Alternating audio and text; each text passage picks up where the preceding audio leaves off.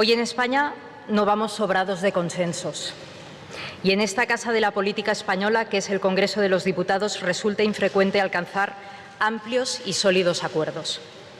Si a la dificultad de reconocer ideas y figuras de consenso político le añadimos la de buscarlas en nuestra historia común, tentados estaremos de renunciar a la tarea. Y, sin embargo, esas figuras existen. El martes 3 de noviembre se cumplían 80 años del fallecimiento de Manuel Azaña en la ciudad francesa de Montauban. En el cementerio de esa ciudad fue enterrado el 5 de noviembre de 1940. Los nazis ya estaban en París.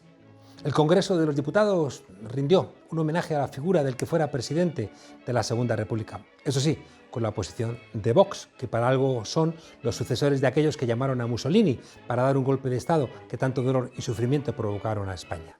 A pesar de todo lo que se hace para destruirla, España subsiste.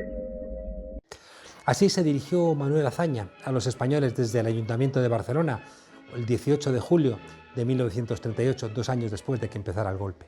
Cualquier comparación con los mastuerzos que braman soflamas supuestamente patrióticas es un insulto a la sensibilidad y a la inteligencia.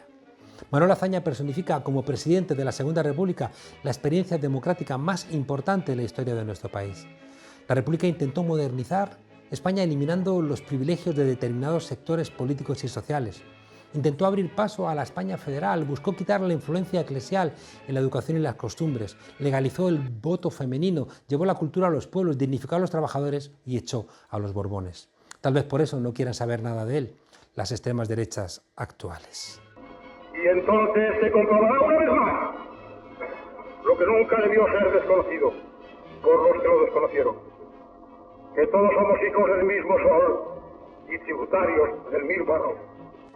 De familia liberal acomodada, nació Azaña en Alcalá de Henares un 10 de enero de 1880. Periodista, ensayista, intelectual, Azaña fue ante todo un hombre culto y de izquierdas. Republicano, progresista, anticlerical, abogó siempre por mayores libertades económicas y derechos para el conjunto de los trabajadores.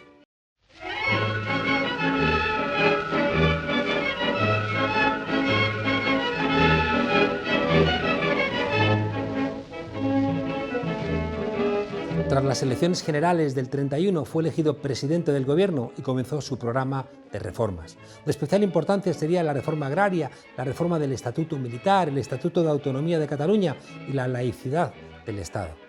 Todo esto le costaría caro. El controvertido carácter de sus reformas, los sucesivos intentos de intervención militar, la sonjorujada o el fracaso con la represión de los anarquistas en Casadas Viejas determinó que tuviera en septiembre del 33 que dimitir de su cargo. Donde haya un español o un puñado de españoles que se angustian pensando en la salvación del país, allí hay un ánimo y una voluntad que entran en cuenta. Regresará a la vida política en 1934 con la refundación de Izquierda Republicana, un partido que formará parte del Frente Popular en las elecciones del 36 y que devolverá a Azaña a la presidencia del gobierno. La Segunda República, con Azaña al frente, fue el intento más serio y profundo de modernizar España y acercarnos a las democracias occidentales. Se intentó separar el ámbito civil y religioso, evitando cualquier influencia en la vida cultural del país. Se buscó también acabar con el intervencionismo militar en la vida política, una constante del siglo XIX. Por eso las oligarquías de este país siempre vieron a la República como el enemigo a batir. El mensaje de la patria eterna que dice a todos sus hijos paz, piedad y perdón. En febrero de 1939, Azaña, junto a miles y miles de republicanos, pasó la frontera que le llevaría al exilio en Francia. Siguiendo la promesa que había hecho anteriormente, dimitió pocos días después de que Francia y Gran Bretaña reconociesen de una manera vergonzosa al gobierno del dictador Franco.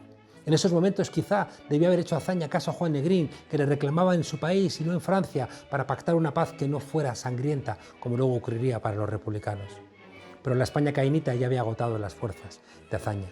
Tras la guerra, la propaganda franquista buscaría en él al culpable del conflicto y generó una imagen del político republicano como una persona intolerante, soberbia, resentida y sectaria. Suenan actuales esos ataques. La derecha se repite.